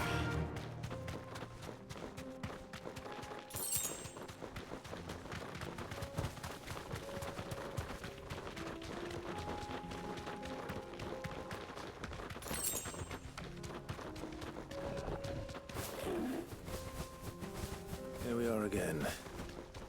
Carava. If you were a tortoise, Torgor, where would you hide?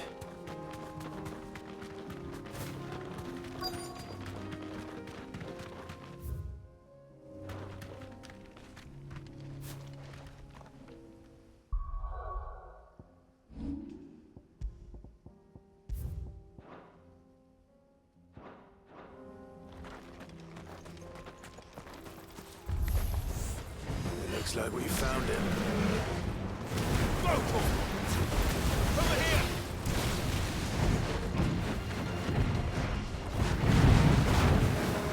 Go for it!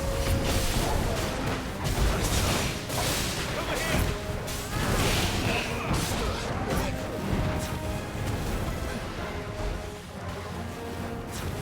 Go for it!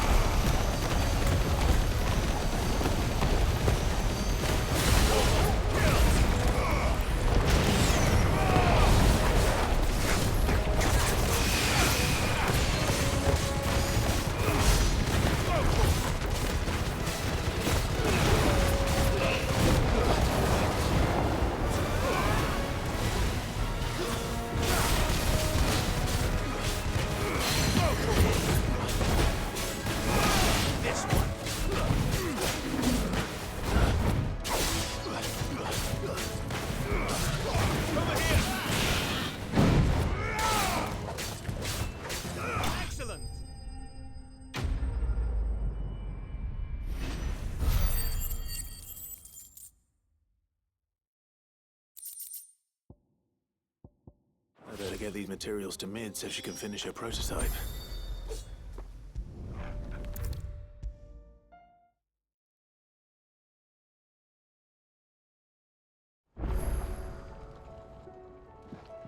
Mid, tell me this is all you need.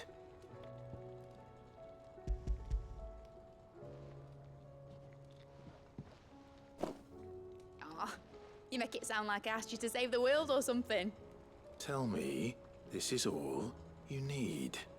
It's most of what I need.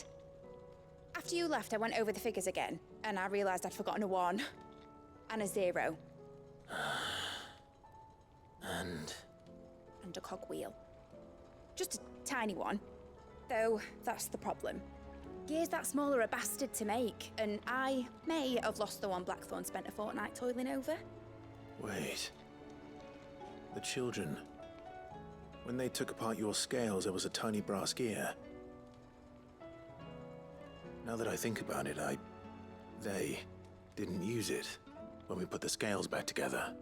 The young'uns? But why would the... You know what? I don't want to know. I'll keep working on the model. You go and find that cog.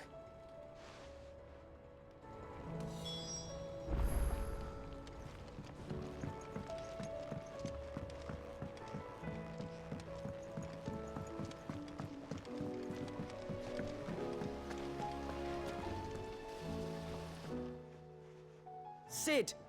Is Mid still hiding from us? She wasn't hiding. She's fine. She's just busy working on her next project. A new invention? What is it? What is it? Is it an airship? I bet it's an airship! Do you think she'll let us help? That just so happens to be why I'm here. She needs something special, something only you three can provide. A brass gear. A tiny one. One that might fit on, say, a set of scales? Oh, the one you forgot! We remember! We saved it, just in case. It's in the bag of bits. Since your lesson, we've been disassembling, then reassembling everything we can find.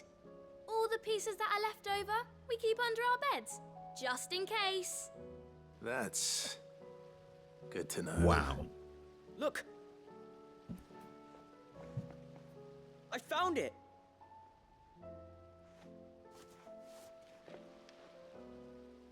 Is that all?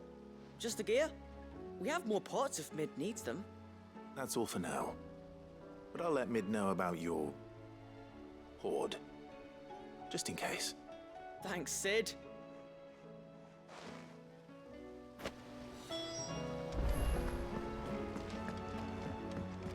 Has Midadol mentioned a new project yet?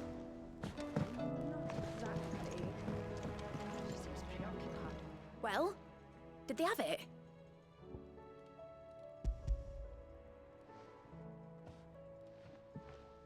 They did. And they kept it somewhere nice and safe. Will it work? Will it work? He's perfect! You're a genius, Clive. What exactly are you going to use it for? Only the most important job of all. The wings aren't going to move on their own, but with the right cog in the right place. Well, you just wait and see.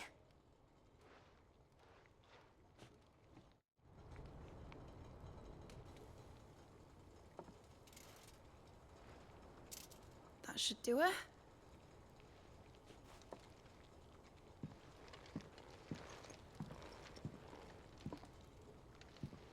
Here goes nothing.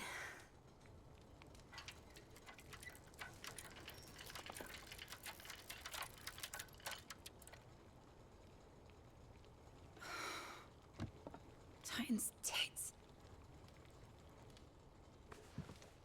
It wasn't supposed to fly, was it? Of course it was supposed to fly. Wouldn't be much of an airship if it didn't.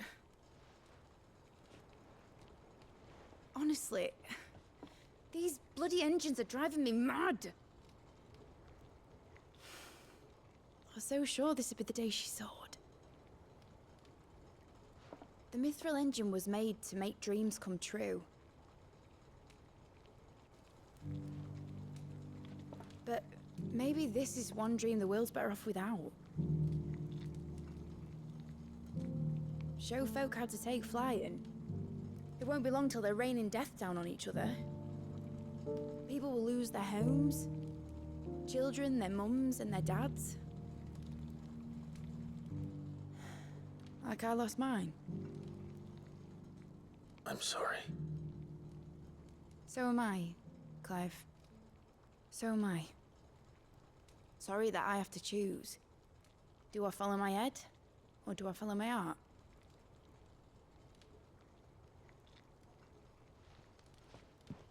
Good question. The first time I stood on the deck of your ship, felt the wind in my hair. It was like I was flying. But imagine how it would feel to actually do it.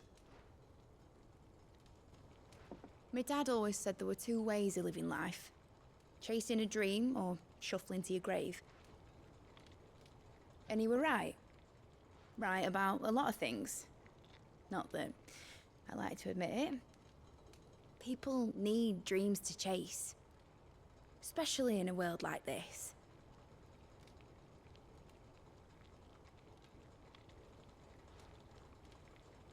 Right. When this is over, I'm gonna take all my mithril engines to Zemeckis and sling them over the edge. I won't have my dream end up turning into someone else's nightmare. But all that hard work... All that hard work will not be used for war, Jamie. But it ain't like it'll be gone. Tell me, Clive, have you ever been on a treasure hunt? Not since Joshua and I were boys. Why do you ask? Because I'm gonna bury the engine schematics and leave behind a little riddle telling people where to find them. A really hard one, so that only the most dedicated dreamers will ever be able to work it out.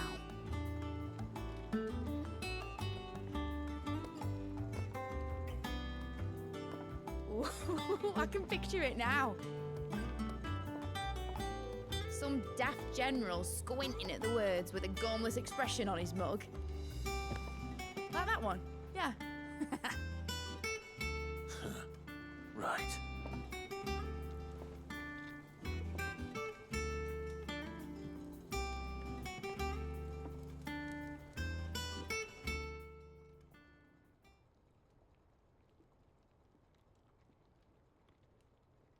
Of course, if I'm putting this engine at the end of a treasure hunt, I'll still need to make it a treasure worth hunting for.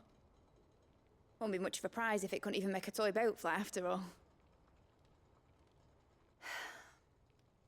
My dad always said, dream big. But it ain't the size of a dream that's important, is it, Clive? Only that it's a good one. And I reckon I've got a fair few good uns left in me. I'm sure you do.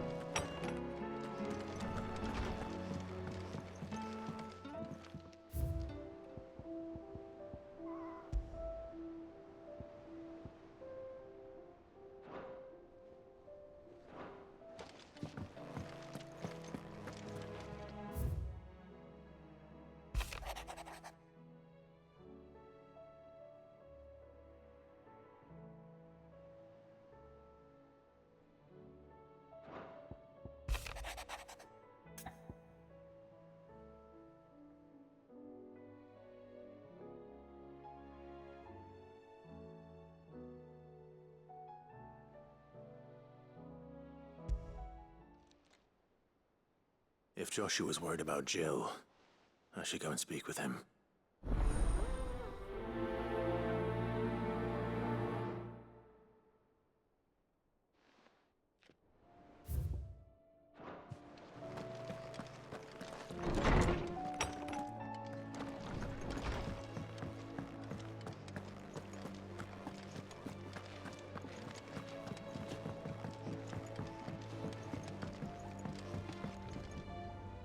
Joshua, I read your message.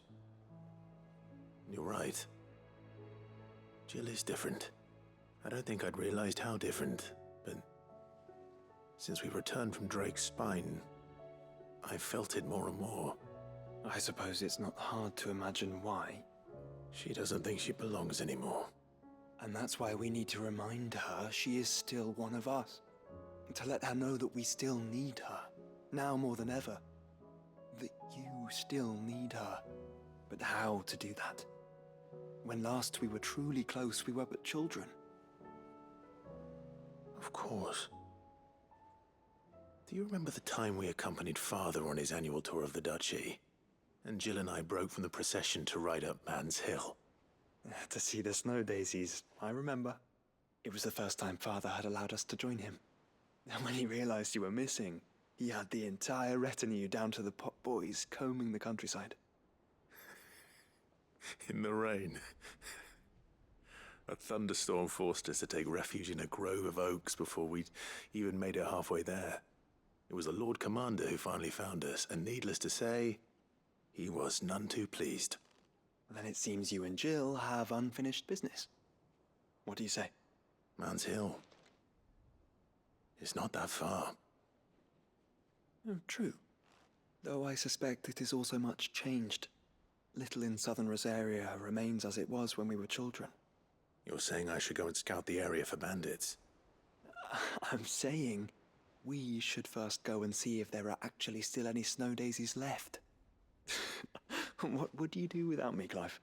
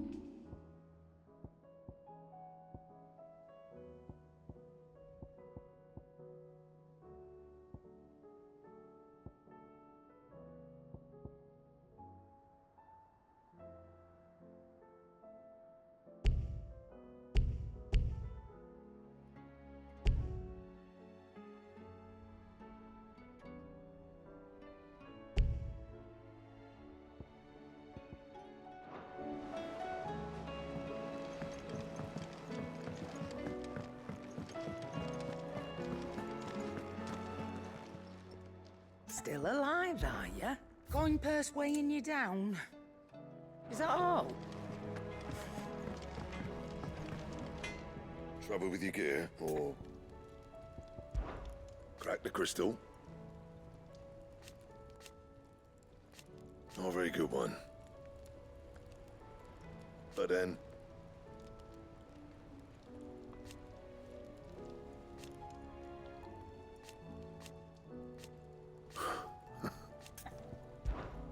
Sancfordian, dear.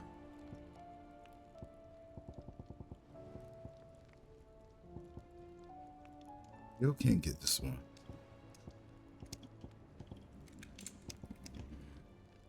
Oh, that's doable.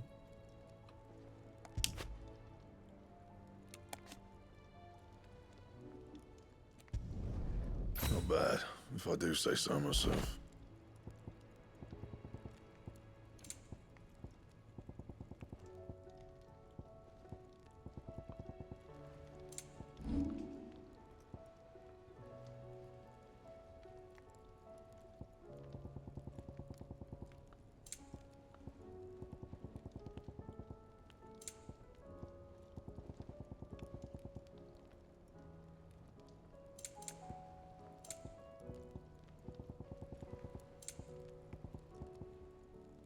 Defender. Clutch.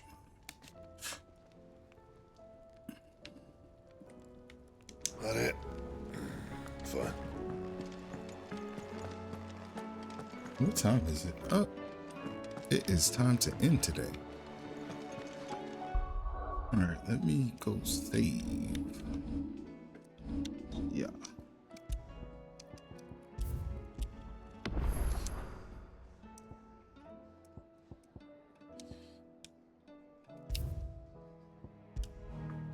All right, so that's it for today. Appreciate you guys coming by and testing this system out with me. Looks like the frame generation is working for the upscaling, but the frames cause the game to crash. So I think we're going to continue with this setup. Seems to be working, and YouTube gets a lot of perks for this setup. So we'll proceed there, but let's raid out. Appreciate you coming in, and I'll see you next Saturday for sure. Let's see.